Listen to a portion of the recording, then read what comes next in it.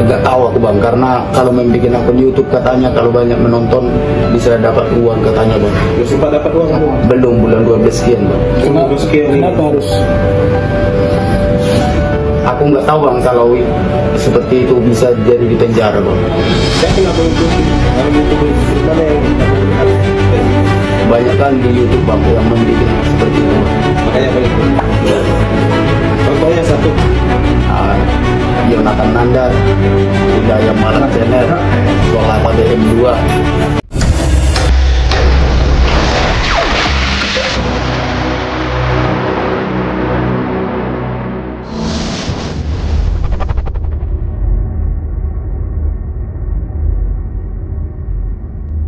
Bismillahirrahmanirrahim. Assalamualaikum warahmatullahi wabarakatuh. Sahabat Yuk Ngaji yang dirahmati Allah Subhanahu wa taala. Ada berita di akurat.co yang kami angkat. Judulnya Rudi Simamora, YouTuber asal Deli Serdang, jadi tersangka kasus penistaan agama.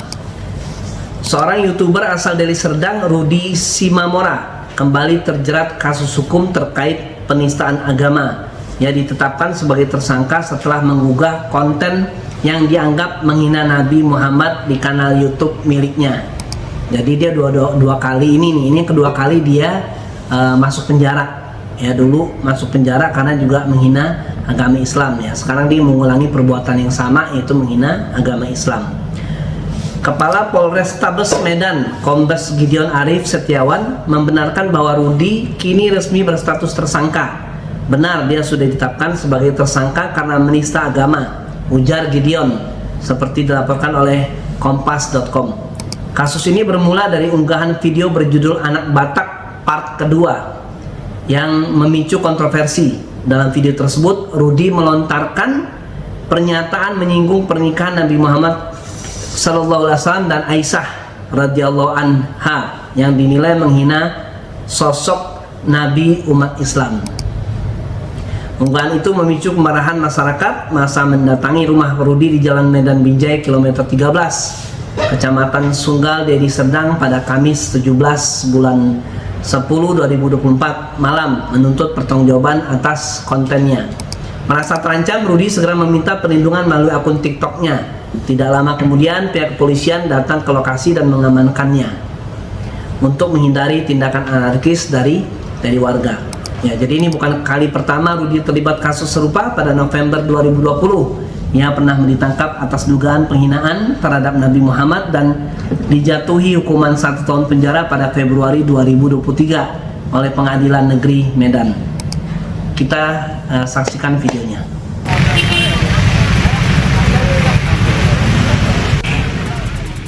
Usai viral di media sosial rekaman siaran langsung Rudi Simamora, ratusan warga mendatangi rumah Rudi yang berada di Jalan Medan Binjai kilometer 13, Kecamatan Sunggal, Kabupaten Deli Serdang, Sumatera Utara.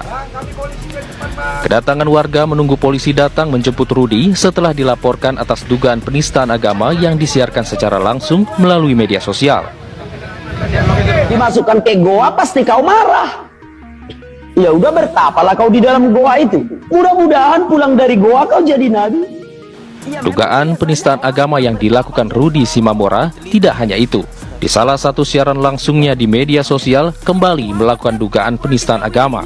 Aisyah, Muhammad sendiri yang meneliti, bukan Tuhan yang memberitahu. Maka tambahi aja lah di depan Dr. Muhammad Sallallahu Alaihi Wasallam.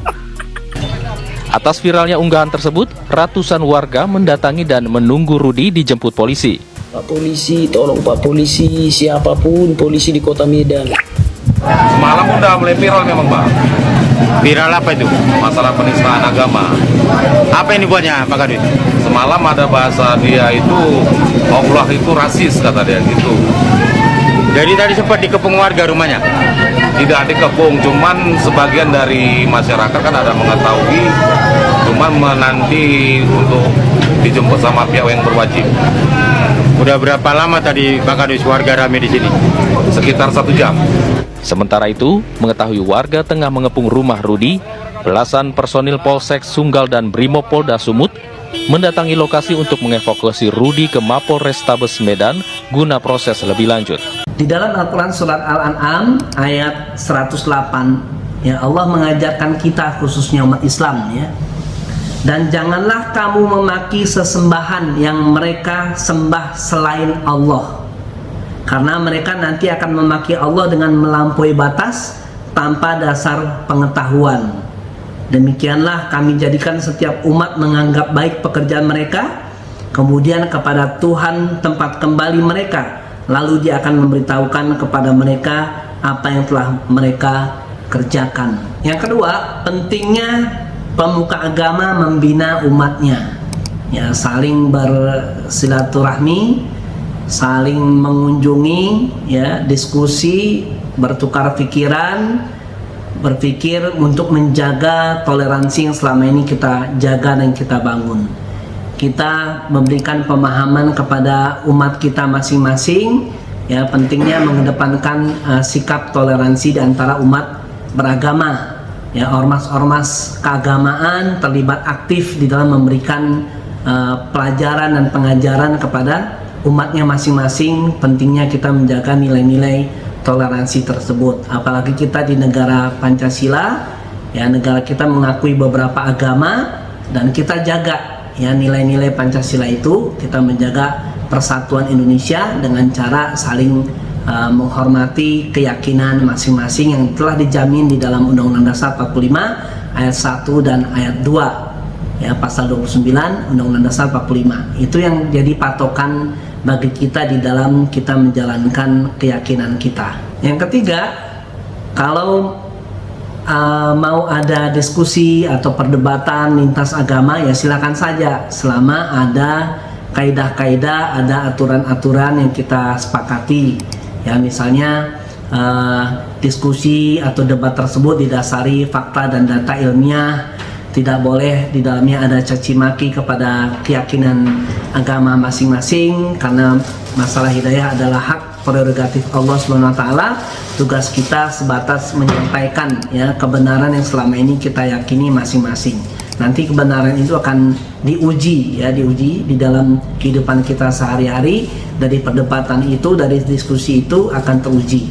Yang terakhir, buat siapapun, ya, termasuk channel ini juga, berhati-hati dalam membuat konten, ya. Jadi konten-konten kita itu nuansanya harus nuansa edukasi, pendidikan, mencerdaskan, membuat orang tuh makin cerdas, makin pintar, makin berpikirnya makin maju, makin berperadaban, makin memiliki akhlak yang baik, ya. Jadi kontennya benar-benar muatannya, isinya itu mencerdaskan tidak saja diri kita tapi juga orang lain, ya. Jadi tidak sekedar mengejar viewer, mengejar penonton, ya, cari duit di YouTube terus menghalalkan segala cara. Jangan sampai, ya, kayak gitu, ya. Kita harus menjaga masing-masing, kesadaran itu harus kita jaga masing-masing, ya. Jadi semata-mata kita benar-benar mengedepankan nilai-nilai akhlakul karimah di dalam kita membuat konten khususnya di YouTube.